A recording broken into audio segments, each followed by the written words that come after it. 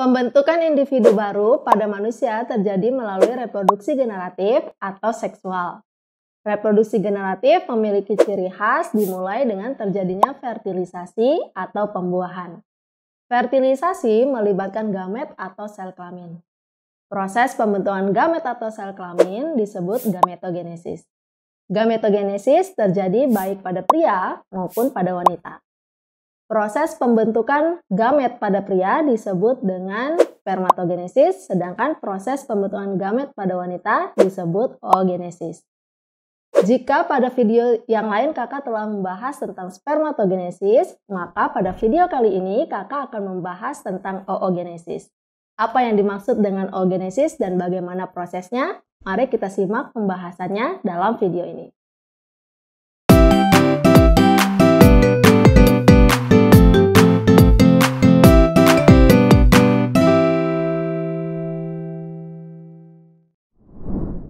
Halo adik-adik, oogenesis merupakan proses pembentukan ovum atau sel telur. Peristiwa ini terjadi dalam alat reproduksi wanita yang disebut ovarium atau indung telur.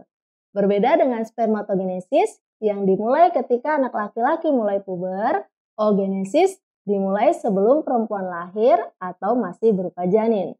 Ketika janin perempuan berusia 5 bulan, sel induk sel telur yaitu oogonium akan memperbanyak diri melalui pembelahan mitosis. Ketika janin perempuan berusia 6 bulan, oogenesis telah dimulai, yang ditandai dengan oogonium akan berkembang menjadi oosit primer yang selanjutnya akan mengalami pembelahan meiosis ke-1 tetapi terhenti pada profase. Ketika anak perempuan mengalami pubertas, pembelahan meiosis ke-1 akan dilanjutkan tetapi terhenti kembali pada metafase meiosis ke-1. Ketika terjadi fertilisasi atau pembuahan, pembelahan meiosis tersebut akan dilanjutkan kembali hingga terbentuk satu sel ovum.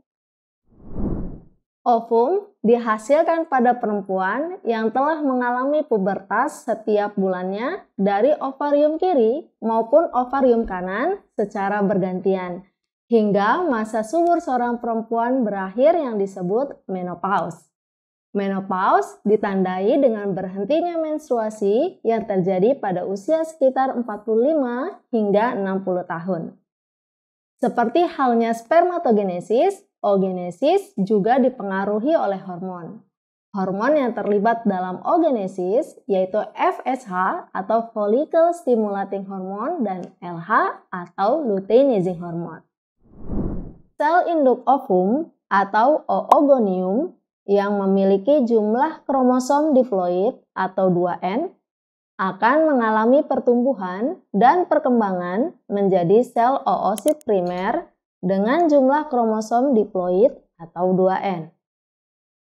Oosit primer kemudian mengalami pembelahan meiosis tahap ke-1 dan menghasilkan dua sel yang ukurannya berbeda.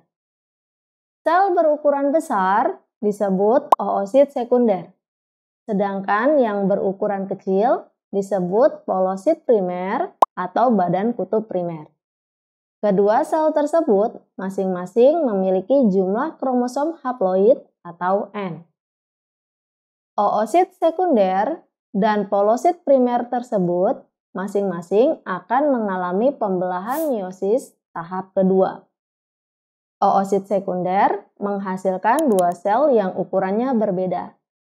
Sel berukuran besar disebut ootit, sedangkan sel yang berukuran kecil disebut polosit sekunder. Polosit primer menghasilkan dua sel polosit sekunder atau badan kutub sekunder. Keempat sel tersebut memiliki jumlah kromosom haploid atau N.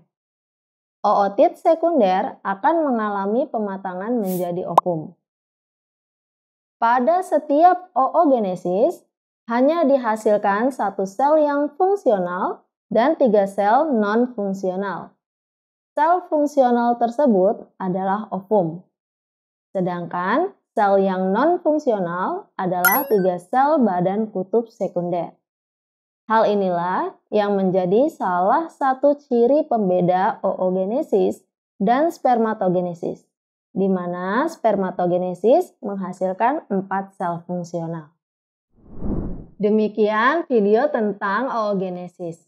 Semoga bermanfaat, tetap semangat belajar, sampai jumpa!